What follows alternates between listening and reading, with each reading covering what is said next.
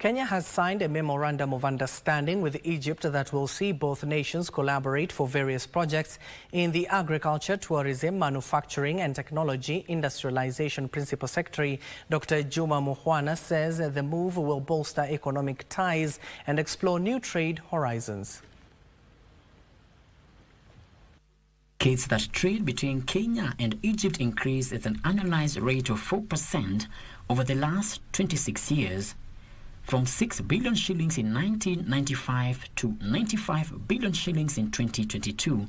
The growth in trade ties has seen Egypt becoming the biggest importer of Kenyan coffee and tea, with Cairo buying tea valued at 35 billion shillings in 2022, according to the United Nations Comtrade database on international trade. The two countries are now exploring more ideas to deepen trade ties between Nairobi and Cairo. Very important economy in Africa. Kenya is part of one of the leading countries in East Africa. We share the Nile Basin. We are both in the Nile Basin area. And Kenya has potential to serve other countries. Industrialization Principal Secretary Dr. Juma Mukhwana says Kenya and Egypt boast diverse economies and vibrant markets, which holds immense potential if property is harnessed.